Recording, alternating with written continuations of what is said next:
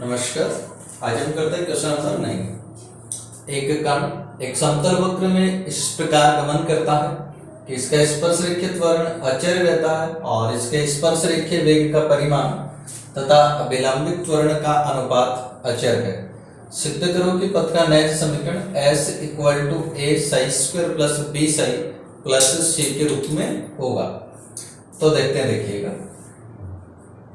सबसे पहले हमें यहाँ दे दिया गया है कि इसका स्पर्श रेखीय त्वरण अचर रहता है। अब स्पर्श रेखीय त्वरण हम जानते हैं v dv/ds अचर रहता है, सपोज लैम्डा के बराबर है।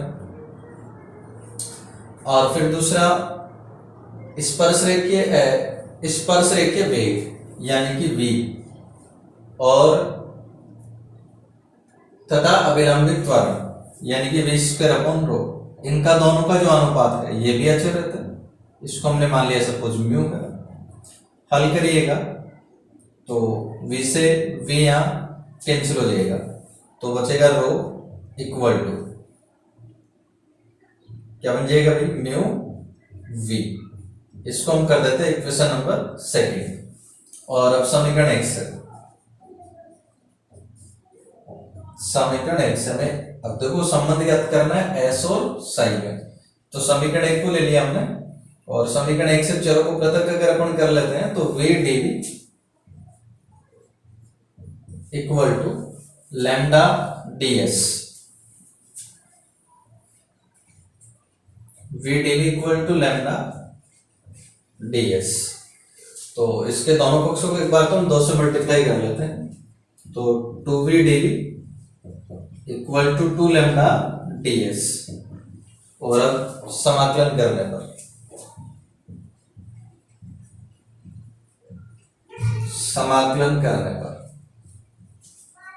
समाकलन करिए भाई, 2v का जो समाकलन है v² हो जाएगा इक्वल टू 2 लैम्डा अचर है, ds का समाकलन s हो जाएगा और प्लस c, या v इक्वल टू हो गया √2 लैम्डा s प्लस c।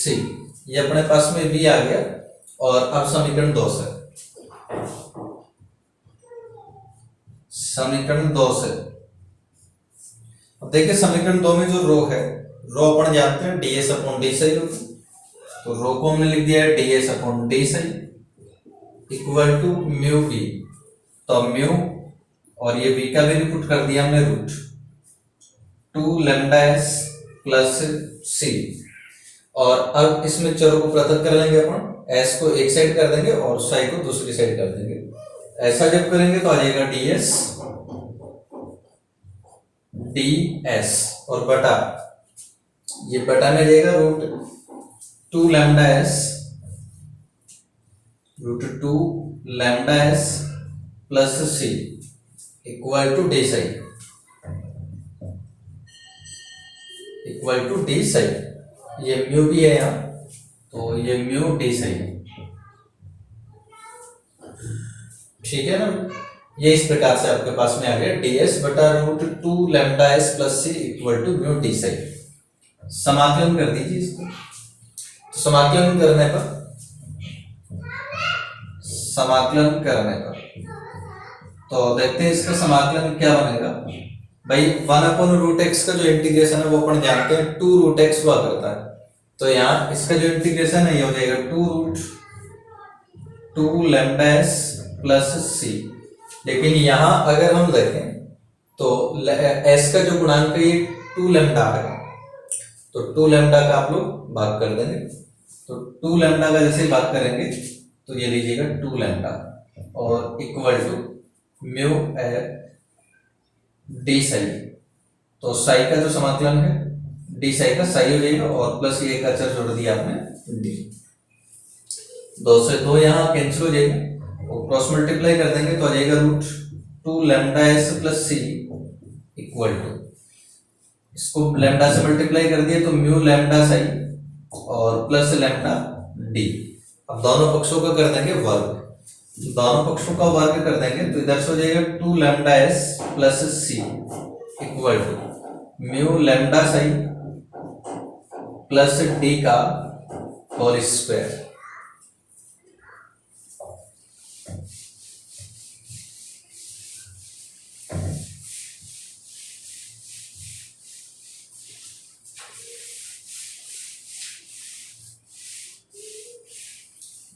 अब इसको हल करेंगे तो 2 लैम्डा एस प्लस सी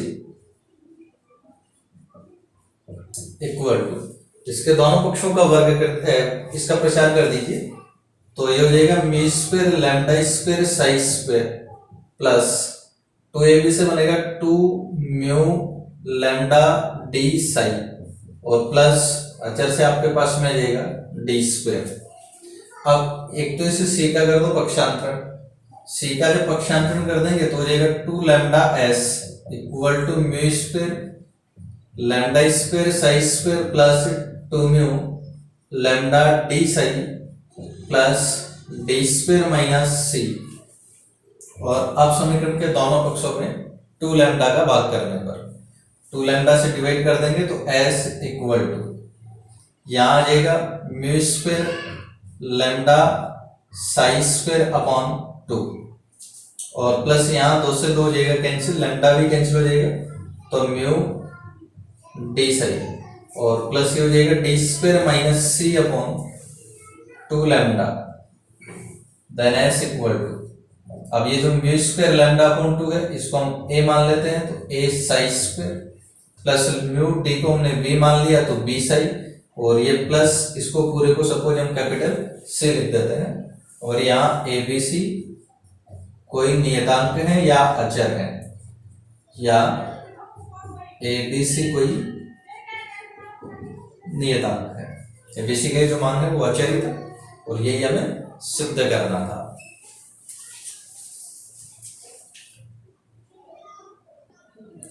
तो नेक्स्ट है क्वेश्चन नंबर 10।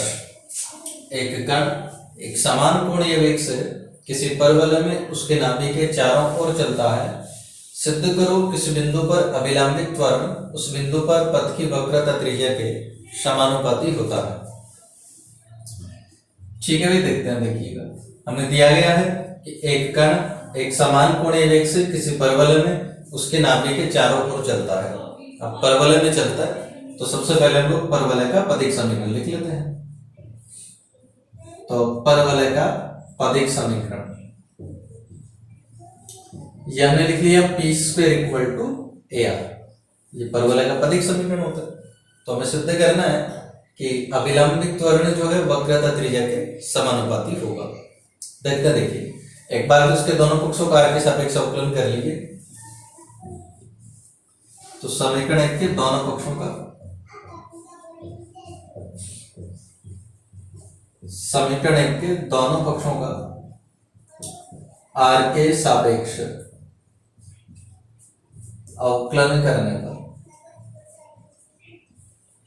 आर के सापेक्ष अवकलन करने पर करिए। देखो पी स्क्वायर का जो अवकलन हो जाएगा 2p dp upon dr equal to a अचर है और आर का अवकलन हो जाएगा 1।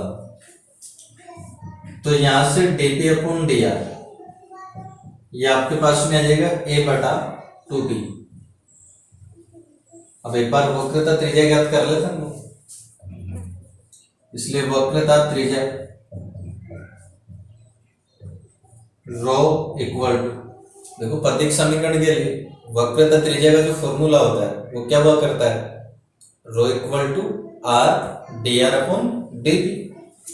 तो ये हो जाएगा R D R upon D P equal to value put कर दो, आर को तो हम आर लिख देंगे और D R upon D P लिख देंगे। तो ये उल्टा हो जाएगा, तो जाएगा 2pr बटा a। ये वक्रता त्रिज्या हमने ज्ञात कर ली है और हमें सिद्ध करना है कि अभिलंबित त्वरण जो है वक्रता त्रिज्या के समानुपाती होगा। अब अभिलंबित त्वरण के लिए आपको वेग और चाहिए v, जिसके लिए आपको दे दिया गया है कि कण एक समान कोणीय वेग से, एक समान कोणीय वेग का मतलब कोणीय वेग अचर है। तो चूंकि आपको दे दिया गया है कि थीटा डॉट इक्वल टू है ओमेगा, तो रेखीय वेग और कोणीय वेग में संबंध आप लोग जानते हैं। थीटा डॉट बराबर होता है वीपी बटा आर स्क्वायर के। तो थीटा डॉट यानी ओमेगा लिख दीजिए इसको, तो ओमेगा लिख देंगे तो ओमेगा इक्वल टू वीपी बटा आर स्क्वायर।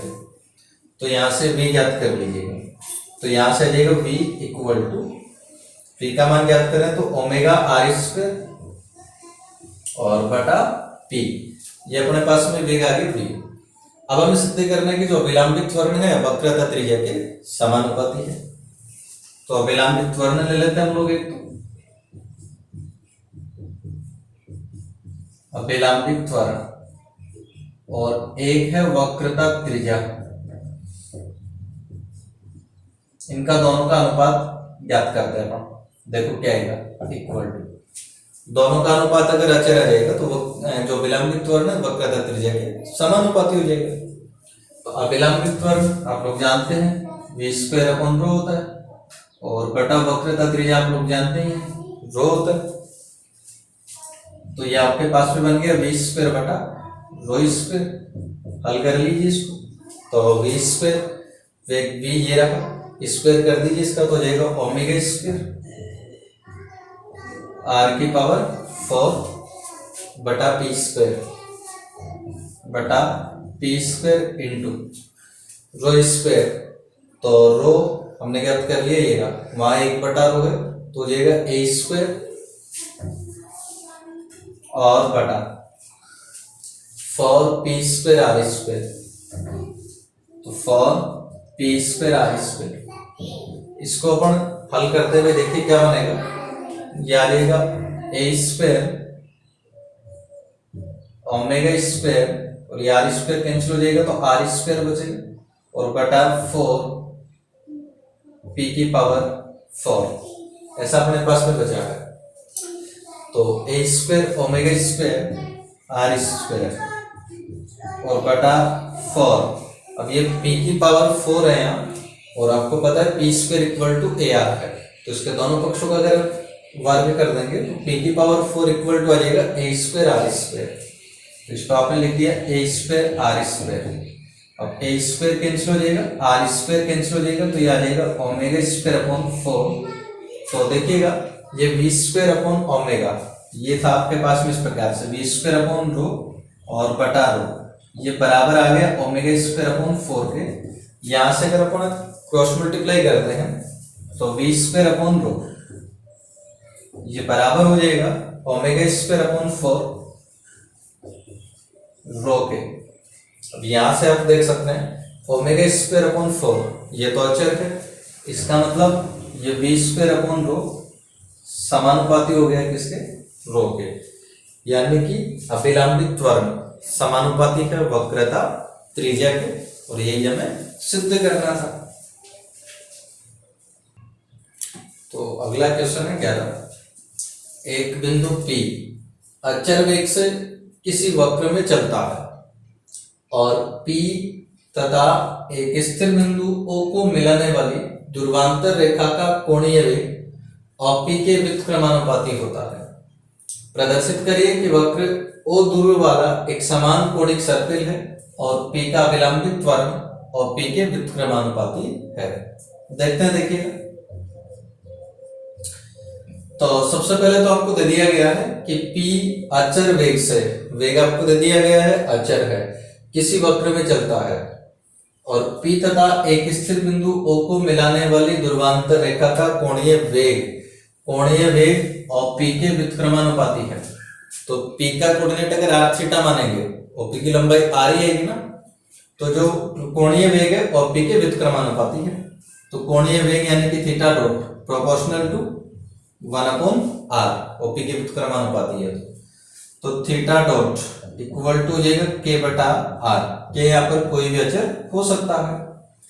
इसके बाद रेखीय वेग और कोणीय वेग में संबंध हम लोग जानते हैं, थीटा डॉट बराबर क्या होता है वीपी बटा आर स्क्वायर। तो चूंकि आप लोग जानते हैं थीटा डॉट इक्वल टू होता है वीपी बटा आर स्क्वायर, इसको नंबर सेकंड कर दीजिएगा और फिर एक व दो से वीपी बटा आर स्क्वायर इक्वल टू के बटा आर से आर हो जाएगा कैंसिल, तो P इक्वल टू ये अपने पास में क्या आ जाएगा भाई P का मान के आर बटा V, तो ये P आ जाएगा के आर बटा V। तो ये आ गया आपके पास में एक समान कोणिक सर्पिल का पदिक समीकरण। तो ये एक समान कोणिक सर्पिल का पदिक समीकरण है, एक समान कोणिक सर्पिल का पदिक समीकरण है। तो ये अपने पास में आ गया एक समान कोणिक सर्पिल का पदिक समीकरण। और फिर इसी में आगे हमें सिद्ध करना है कि P का जो अभिलंबित त्वरण है ये OP के व्युत्क्रमानुपाती होता है। अभिलंबित त्वरण ज्ञात करना है तो आपको एक तो वेग की आवश्यकता होती है, जो कि पहले से दिया हुआ है कि वेग है, अचर है, और सपोज हमने यहाँ v मान लिया उसको। अब हमें ज्ञात करनी पड़ेगी वक्रता त्रिज्या रो। तो वक्रता त्रिज्या रो ज्ञात करने के लिए सपोज मैं इसको इक्वेशन नंबर 3 कर देता हूं, तो इसके दोनों पक्षों का r के सापेक्ष अवकलन कर लीजिए। तो समीकरण 3 के दोनों पक्षों का, समीकरण 3 के दोनों पक्षों का r के सापेक्ष अवकलन करने पर, समीकरण 3 के दोनों पक्षों का r के सापेक्ष अवकलन करने पर करिए। देखो अवकलन क्या बनेगा। सबसे पहले p का जब कर देंगे तो dp upon dr equal to, यहां से k बटा v अचर है और r का जो अवकलन है 1 हो जाएगा। तो dp अपॉन dr आपने ज्ञात कर लिया। तो वक्रता त्रिज्या रो तो हम लोग जानते हैं, rho equal to r dr upon dp। तो r और dr अपॉन dt v बटा k हो जाएगा, तो हो जाएगा v r बटा k। ये अपने पास में आ गया रो। हमें ज्ञात क्या करना है, अभिलंबित त्वरण। तो अब अभिलंबित त्वरण बता देंगे आप लोग।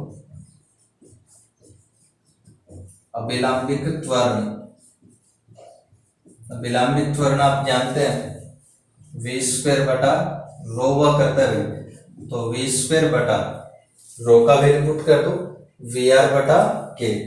तो ये vr और k आ जाएगा ऊपर की तरफ। इसको जैसे अपन हल करेंगे v से v कैंसिल हो जाएगा, तो आ जाएगा vk बटा r। तो अभिलंबित त्वरण ये आ गया अपने पास में vk बटा r। अब इसमें हम लोग देख सकते हैं vk तो क्या है, अचर है। vk अचर है, इसका मतलब हम लोग क्या कहेंगे कि ये जो अभिलंबित त्वरण है, अभिलंबित त्वरण is proportional to 1 upon r, यानी कि अभिलंबित त्वरण OP के व्युत्क्रमानुपाती है। यही हमें सिद्ध करना था। तो नेक्स्ट क्वेश्चन नंबर 12। एक बिंदु P ध्रुव O के सापेक्ष अचर कोणीय वेग से एक समान कोणिक सर्पिल r equal to a e की पावर थीटा कोट अल्फा में गमन करता है।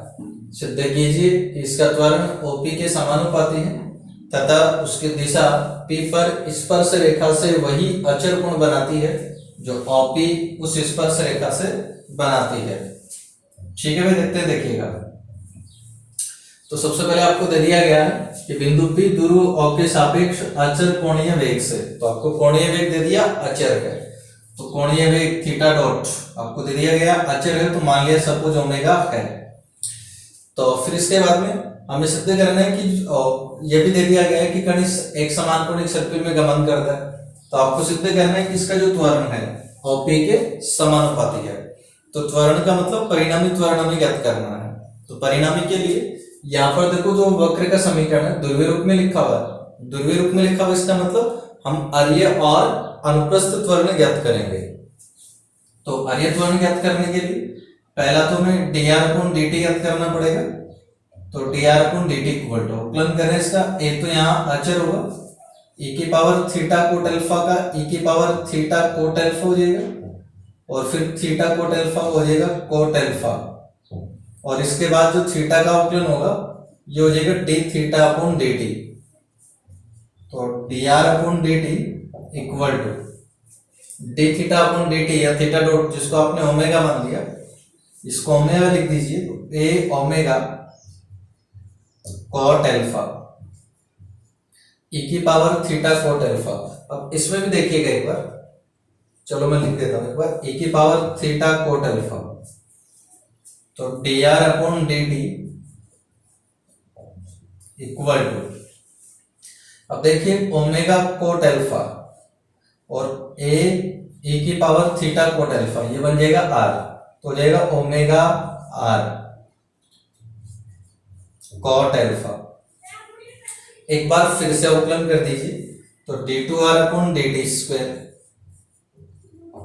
ऐसा जब करेंगे तो ओमेगा कोट अल्फा अचर हो जाएगा और r का अवकलन हो जाएगा dr अपॉन dt।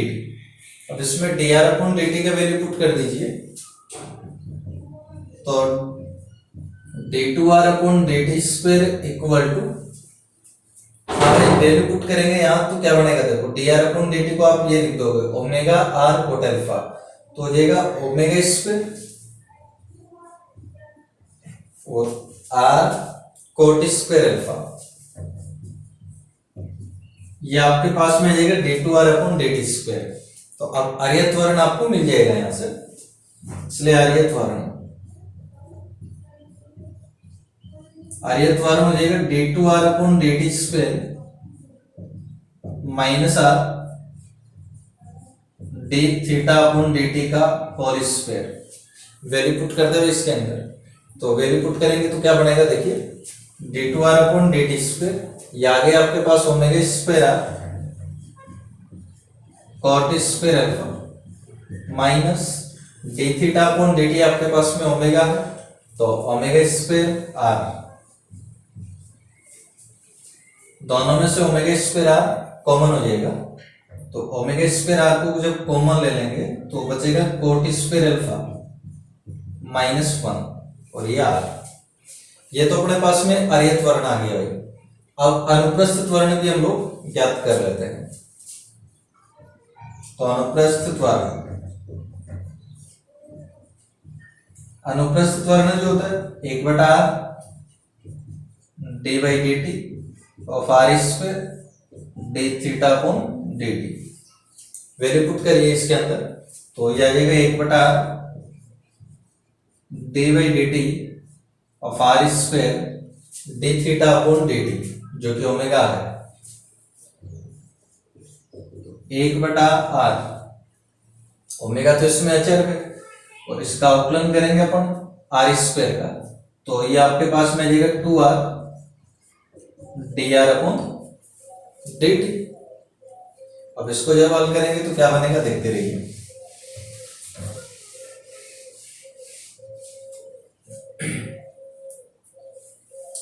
यहां r से r हो जाएगा कैंसिल, तो ये बचा है 2 ओमेगा और dr अपॉन dt का वैल्यू पुट कर देंगे।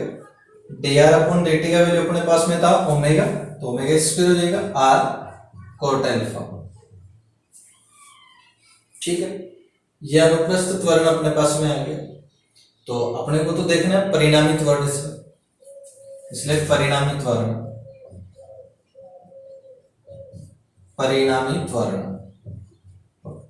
वर्ण जो होगा उसको अपन कैसे लिखेंगे, रूट आर्यत वर्ण का स्क्वायर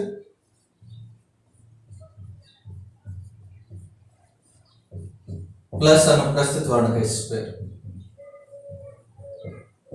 प्लस अनुप्रस्थित वर्ण का स्क्वायर।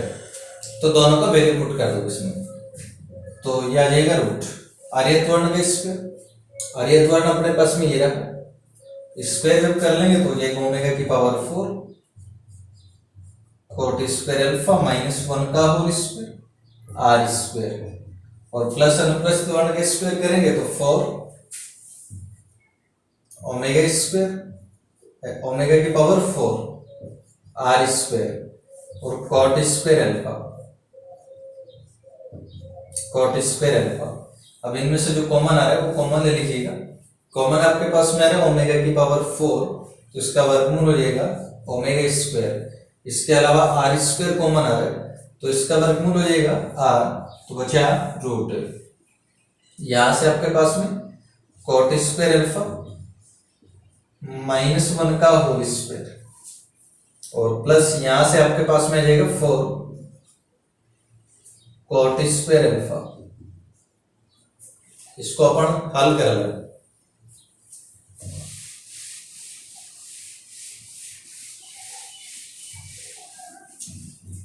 इसको हल करते हैं तो देखिए क्या बनेगा, ओमेगा स्क्वायर आर और इसको जैसे हल करेंगे प्रसार करके, तो ये हो जाएगा root cot square alpha plus 1 का होल स्क्वायर। तो ओमेगा स्क्वायर स्क्वायर कैंसिल हो जाएगा रूट से, तो 1 प्लस कोट स्क्वायर अल्फा, और 1 प्लस कोट स्क्वायर अल्फा का मतलब हम लोग जानते हैं कोसेक स्क्वायर अल्फा। ये अपने पास में आ गया परिणामी त्वरण, और इसमें आप लोग देख सकते हैं omega square cosec square alpha ये अचर है, इसका मतलब त्वरण समानुपाती है आर के। तो जो त्वरण है ये आपका आर के समानुपाती हो गया।